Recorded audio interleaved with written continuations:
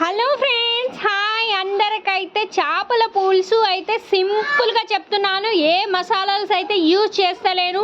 చాలా న్యాచురల్గా చేపల పులుసు అయితే ఎలా చేస్తున్నాను ఒక్కసారి చూసుకోండి. ముందుగా అయితే మనం ఫ్రెష్గా బొచ్చలను అయితే నీట్గా కడుక్కోవాలి. ఉప్పు వేసుకొని కొంచెము పసుపు వేసుకొని బాగా నీట్గా కడుక్కోవాలి. ఎంత బాగా నీట్గా కడుక్కుంటే అంత నీచు వాసన అనేది రాకుండా ఉంటుంది మనకి. ముందుగా అయితే మనం ప్యాన్ పెట్టుకోవాలి, కడాయి పెట్టుకున్నాక నేనైతే చాలా సింపుల్గా చేస్తున్నాను. ఎలా చేస్తున్నానో దయచేసి చూడండి. మా ఛానల్ని మీరు ఫస్ట్ టైం చూస్తున్న వాళ్ళైతే ఒక లైక్ చేయండి, సబ్స్క్రైబ్ చేసుకోండి, పక్కనున్న బెల్ ఐకాన్ కొట్టకుండా మాత్రం మిస్ కావద్దు.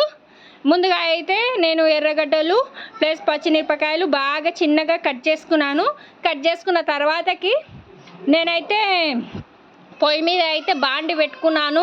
చేపల పులుసు అనేది రెడీ చేసుకున్నాను. నేను ఏం లేదండి, సింపుల్ మెథడ్లో చేసుకున్నాను. చూడండి, సింపుల్ ఖాళీ అల్లం పేస్టు, పసుపు, కారం, చేపల పులుసు వేసుకొని మొత్తానికైతే బాండి అయితే వేడి అయిపోయింది. నేను ఆయిల్ అయితే వేసుకుంటున్నాను. చూడండి, 2 స్పూన్స్ ఆయిల్ వేసుకుంటున్నాను. 2 స్పూన్స్ ఆయిల్ వేసుకున్నాక మా ఇంటికి కొంచెం చిన్నపిల్లలు వచ్చి కొంచెం డిస్టర్బెన్స్గా ఉంటుంది. ఎవరు ఏమీ అనుకోవద్దు డిస్టర్బెన్స్గా ఉంది అని. చిన్నపిల్లలు కదండి, ఉంటారు, అందుకే సతాయిస్తారు. ముందుగా అయితే నేను ఆనియన్స్, పచ్చిమిరపకాయలు అయితే వేసుకున్నాను. చూడండి బాగా ఎలా కలుపుతున్నానో చూడండి.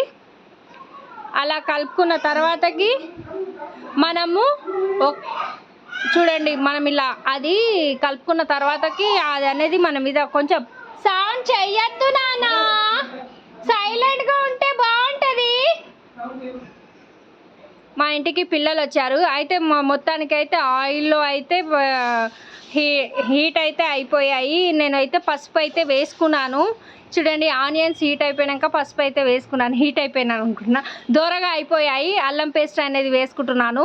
కొంచెం మా ఇంట్లో పిల్లలు వచ్చారు కదా, కన్ఫ్యూజ్గా మాట్లాడిస్తున్నాను, ఆ సౌండ్ అనేది వినిపిస్తుందని. ఇక మొత్తానికైతే నేను అక్కడిక్కడ బాగా కలుపుకున్నాను. దూరగా మంచిగా నైస్గా కలుపుకుంటున్నాను. చూడండి, ఎంత మంచిగా కలుపుకుంటున్నానో. చూడండి ఎంత మంచిగా కలుపుకుంటున్నానో, మొత్తం పట్టేటట్టు మంచిగా కలుపుకుంటున్నాను. అలా కలుపుకున్న తర్వాతకి చూడండి, మనం బాగా కలుపుకోవాలి. అల్లం వేసినాక పచ్చి వాసన పోయే వరకు జర మంచిగా కలుపుకోవాలి. మా ఇంట్లో అయితే ఇలా ఫిష్ కర్రీ, స్పైసీగా ఫిష్ కర్రీ మామూలుగా చేస్తున్నాను. మసాలాలు ఏం యూజ్ చేస్తలేను. నార్మల్ ఏది చేస్తలేను, మీకే తెలుస్తుంది. ఇలా కూడా చేస్తారా, సింపుల్గా చేస్తారా, ఫిష్ కర్రీ చాలా సింపుల్గా చేస్తుంది అని మీరు కూడా అనుకోరు. ఏ మసాలా, ఫిష్ మసాలా కూడా వేయను. చూడండి మీరే, చాలా సింపుల్గా చేస్తున్నాను. మనం తిన్న కొద్దికి మనకు తినబుద్ధి అయ్యేది. ఏం కలపలేనండి నేను అందులో ఏమి కలపలే. ఏం కలిపినానంటే జస్ట్ వాటరు, ఇంకానేమో చింతపండు నానబెట్టుకున్న వాటరు ప్లస్ చింతపండు, 2 స్పూన్స్ కారము, ఉప్పు, ఇంత అల్లం పేస్ట్, ఒక స్పూన్ అల్లం పేస్టు, తర్వాతకి కొంచెం చిటికెడు పసుపు వేసుకొని నేనైతే అలా రసంని చేసుకొని బాండీలో అయితే పోసుకున్నాను. చూడండి, మీ ముంగటనే బాండీలో ఎలా పోసుకున్నానో ఈ బాండీని కొద్దిసేపు పొయ్యి మీద మరిగేటట్టుగా బాండీని అయితే పెడుతున్నాను. చూడండి, బాగా మరగాలి. మరుగుతేనే మనకి బాండీలో ఎంత మరుగుతుందో అంతే. అంటే కొంచెం చింతపండు గింజలు కూడా వచ్చినాయి, అందుకని పక్కకి తీసేసాను. బాండీలో కొద్దిసేపు బాగా మరగాలి.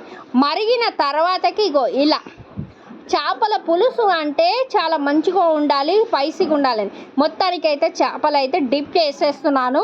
అంటే డిప్ అంటే చిన్నగా వదులుతున్నాను. అంటే ఎక్కువ వదిలినామనుకో మన మీద పడుతుంది, అందుకని నేనైతే ఇలా వదులుతున్నాను. చూడండి, మొత్తానికైతే ఫిష్ కర్రీ అయితే ఇలా స్టార్ట్ చేస్తున్నాను నేనైతే.